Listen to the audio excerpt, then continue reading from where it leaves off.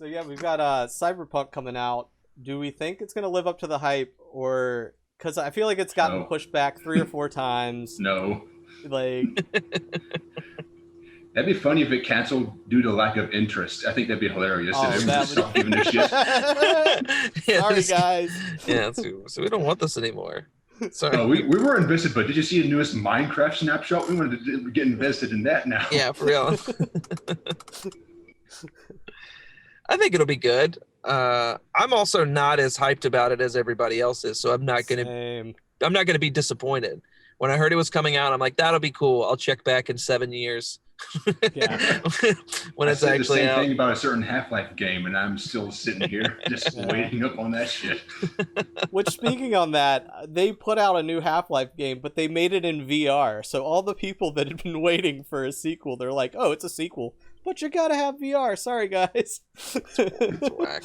I mean, it's not really a sequel, though. It's just like Alex's side of view, and then it had some weird teaser about the end. It's like, oh, we're going to put a Half-Life 3 for real this time. It's like, you're not going to fall for your shit again, Valve.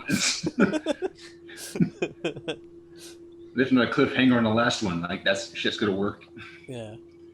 Well, I It's a think dead it's gonna daddy be a of the good account for open world Valve. game. Give me details, Gabe Newell. I want to know more about that dead dad. Yeah. I think it'll be good. I'm excited for it. I think it'll be fun. But just from what I've seen of it, I'm just like, yeah, this is a game that's gonna have some game-breaking bugs in it that are gonna infuriate people at Oh, launch. yeah. Like I Oh, can just yeah. tell, right? I'm looking at it, I'm just like, this is gonna be awesome, and it's gonna have like a game-breaking bug where it's like the opening cutscene. If you press the wrong button, like you press start, it deletes your save. Like, I didn't think it was possible for lasers to ragdoll, but now we know. Dude, that's what I'm the most interested in. Is they've pushed it back. Was it twice this year? It's supposed to come out in April, then they pushed it back, and then they pushed it back to this last one. Mhm. So that's my thing is, and we can go down this rabbit hole. So I'll just throw gas on this fire.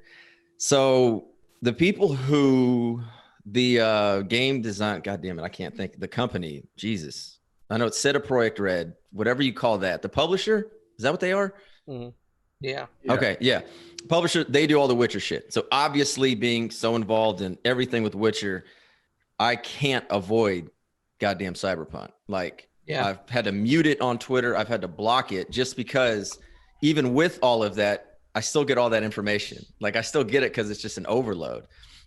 And so you see a lot of with them, what you can call like a circle jerk of it, where some people are going to be like, Set a Project can do no wrong. Whatever comes out, you know, people will lap it up. You know, they're going to bag on the other companies and they're going to be good. So you have that aspect.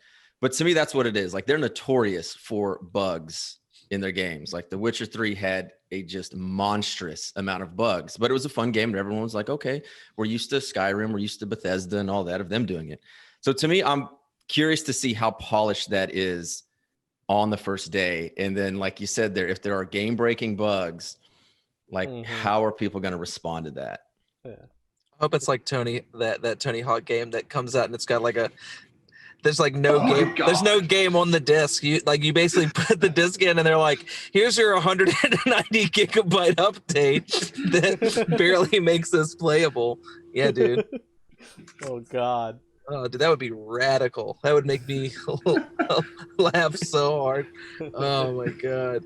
I remember because I got that game, that Tony Hawk when it came out, and I was like, cool. And I put it in. God. I put it in and it said that, and I was just like, oh, I'm just never going to play this game. I immediately took it out and put a game I'd already been playing in. I was like, yeah, that's Play that next year. yeah, that's a good point, Brad. It's like, it's going to be interesting because I agree. People that like love their stuff love it. And it is got a similar Bethesda feel to me of where it's like, is it going to be good in spite of the bugs, or with the pushbacks, is there going to be some game breaking stuff that's like impossible to ignore that makes it so that the game is virtually unplayable? I'm always curious when games are like this massive and have this wide of scope of like what is actually going to happen. Yeah.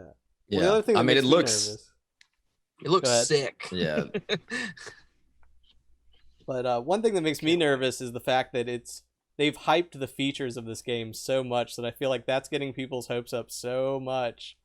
Like you can make a 40-inch dick and you can, you could be non-binary, and like, yeah, there's like all these factors that they're hyping up. Like, I hope that's the only thing that doesn't make it in. Is they're like, sorry, you still got to be a guy or a girl. Yeah, we couldn't fit it in. We got everything else in, but sorry, gender's not a spectrum in this game. We tried. I was gonna say, there's no way they're gonna No Man's Sky us, right? Yeah. No Man's Like Sky is a that- prime example of that, where they hyped all these features and nothing was in the game. Like,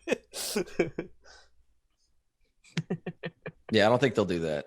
yes, that's one thing that always makes me nervous about games like that. They get so overhyped.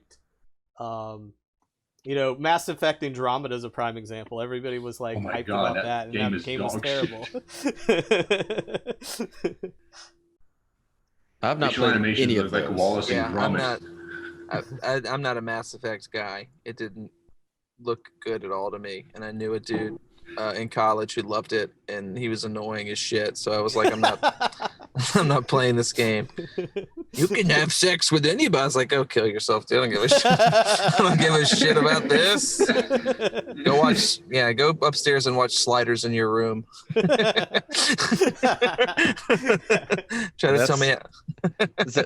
Sliders is just minding its business in the corner, and you just take a shot at it right there. Hey man, that's accurate to that guy. He's watching Sliders all the time and talking about Mass Effect, and so those are linked. The Venn diagram of people I know that are obsessed with both of those things. Didn't want to take aim at Firefly. It's a circle. No, dude, that's Firefly had the good sense to only have one season. In a movie. Good sense. I don't think it shows that. Good sense, buddy. Yeah, all the Fox executives had the good sense to cancel it while it was still hot. Yeah, dude, it's like. Yeah, it was. Maybe a movie, but not a lot of people are gonna watch it though. But that's it. Not many watched that movie either. No.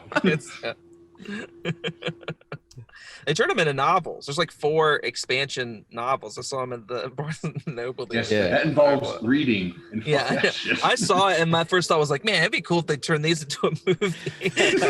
Yeah, you fucking dorks won't watch the show. Go read something. Yeah, go read a book. Go read a book, nerds.